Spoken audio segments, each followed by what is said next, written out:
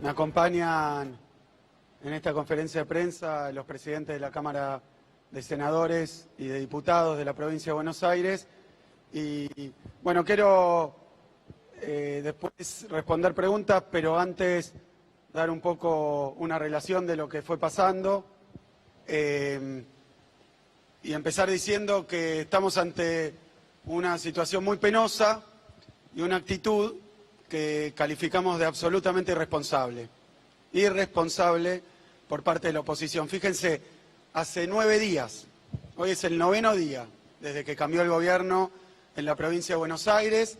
Los habíamos escuchado decir en la transición, en los primeros días de gobierno, que iban a tener una actitud de acompañamiento, una actitud responsable, una actitud de ayudar al nuevo gobierno, y duró 9 días esa actitud. Hoy 9 días duró la actitud de dar gobernabilidad, de ayudar a un nuevo gobierno, de colaborar y también de registrar la situación en la que está y en la que deja el gobierno de Vidal y el gobierno de Macri y la provincia de Buenos Aires, cosa que en las declaraciones del día de hoy y del día de ayer y del día de anteayer, la verdad que parecía que la oposición era oposición hace 10 años. Vienen de 4 años de gobierno y de una derrota electoral muy contundente, por 15 puntos. Nosotros hoy somos gobierno habiendo ganado con 52% de los votos, obviamente por cómo se conforman con una de las cámaras, la Cámara de Senadores, con una mayoría de nuestra oposición, que prometió y se comprometió a colaborar y acompañar las medidas del nuevo gobierno. ¿Por qué entendemos que eso tiene alguna lógica? Como ocurrió cuando nosotros fuimos oposición de Macri la vez pasada. ¿Por qué ese acompañamiento? ¿De dónde salió ese acompañamiento? De registrar que acababa de haber una elección, de registrar que hay una situación de emergencia, de registrar que dejan una crisis con desempleo, con aumento de la pobreza, de registrar que dejan 55% de inflación. Yo los escuché hoy hablar de porcentajes como diciendo que venían del cielo, y la verdad que el gobierno de Macri acaba de dejar la inflación más alta desde la hiper del 91. Hay que ir casi 3 décadas atrás para encontrar una situación tan grave en el terreno de inflación. No es producto de nuestro gobierno. Tenemos que enfrentarla y además, porque hemos sido votados para ello, tenemos que establecer nuevas prioridades en el gobierno de la provincia. Eso es lo que no están dejando hacer. No están dejando hacer. En primer lugar, dejaron la provincia arrasada. Y ahora como oposición, eso cuando eran oficialismo, como oposición no prestan ayuda para dejarnos tratar de solucionar los problemas que dejaron. Es simplemente eso. Todo lo demás, excusas, mentiras, exageraciones, que me parece que han conducido a un gobierno, además como el nuestro, que ha planteado exactamente qué quiere hacer. Nos han llevado a estar discutiendo esto como si el gobierno anterior, que generó pérdida de empleo en toda la provincia, cierre de locales, cierre de comercio, desastre para la clase media, tarifazo del 2000%, inflación superior acumulada al 200%, devaluación del 300%. Bueno, todo eso no existió. Y ahora dicen estar defendiendo los intereses, dada la situación, dice ahora hay que defender los intereses de todos los sectores que mandaron directamente al desastre. Así que es una situación, como digo, penosa. Tener que estar hoy, a esta altura del año, y además escuchando lo que acaban de decir, las excusas, y de nuevo esa apuesta por las puestas en escena, por la cuestión mediática, por el oportunismo político. Oportunismo político. ¿Defienden a quién? A los que acaban de destrozar en 4 años. Y no es que lo diga yo o que sea una materia opinable porque la campaña electoral terminó, han votado más de la mitad de los bonaerenses que quieren un gobierno distinto, con prioridades distintas, y eso es lo que tienen que comprender. Y acompañar las medidas, por supuesto, y ahora voy a ir a temas más claves. Primero, con respecto a qué es la ley. Que algunos medios de comunicación, en consonancia con el gobierno, con la oposición nuestra, se han dedicado a plantear que era un aumento escandaloso de los impuestos para la clase media, un impuestazo. Bueno, han dicho de todo. Primero, noticia en el diario de hace unos días. El intendente acá de La Plata aumentó lo que sería la tasa impositiva de la ciudad de La Plata en un tope de 80%. Y esto ha pasado en varios municipios. Leía hoy que en Córdoba el impuesto inmobiliario aumentó el 77%. No estoy evaluando a nadie, estoy simplemente marcando la doble vara. De la misma manera que la reta en la ciudad de Buenos Aires, de nuevo, no es una evaluación, es un comentario, ató el ABL de la ciudad de Buenos Aires a la inflación. O sea que aumenta todos los meses por inflación, nunca un comentario, impuestazo, problema, absolutamente nada.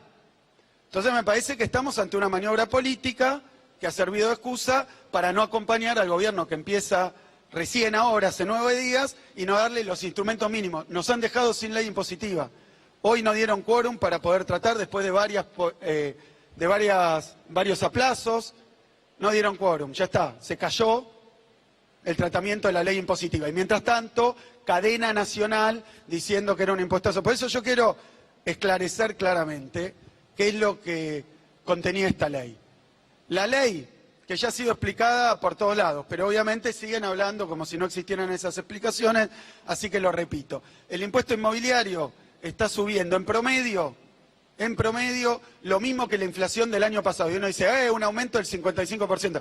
Sí, la indignación tiene que ser por el desastre inflacionario que hizo Macri el año pasado, no por un aumento de un impuesto que ustedes saben que la provincia de Buenos Aires tiene graves problemas, lo planteé y lo planteamos varias veces y lo planteamos cuando asumimos. El déficit del año 2020 estimado, y además estimado incluso en conversación con el gobierno anterior, 200.000 millones de pesos. ¿Por qué?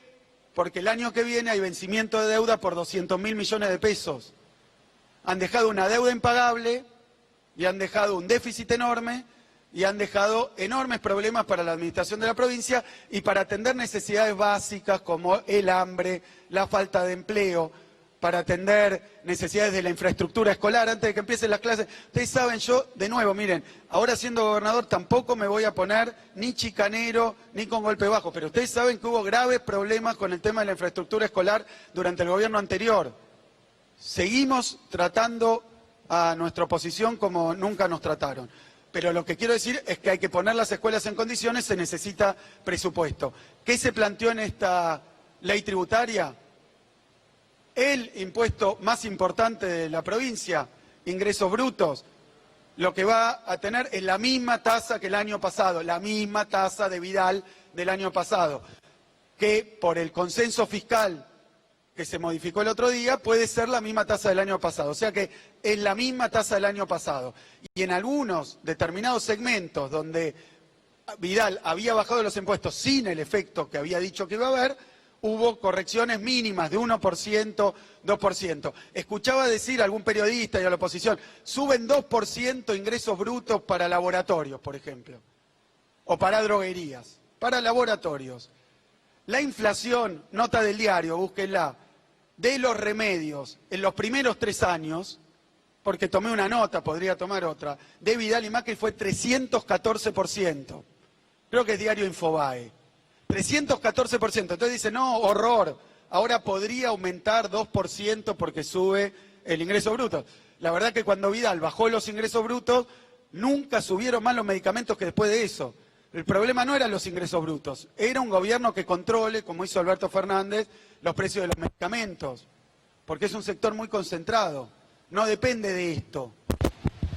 Pues bien, el impuesto inmobiliario, lo que se está planteando es un aumento igual a la inflación, mucho más bajo que muchos municipios, incluso de la oposición hoy, que han aumentado sus tasas por encima de la inflación, en promedio la inflación. Ese es el aumento. ¿Qué se ha hecho también? Y porque es una posición política de nuestro gobierno. En promedio es la inflación, pero aquellos propietarios, en el caso del rural y del urbano, de propiedades más valiosas, o sea, los más ricos, tienen un aumento mayor porque los propietarios de menores superficies o menor valor tienen un aumento menor, mucho menor que la inflación.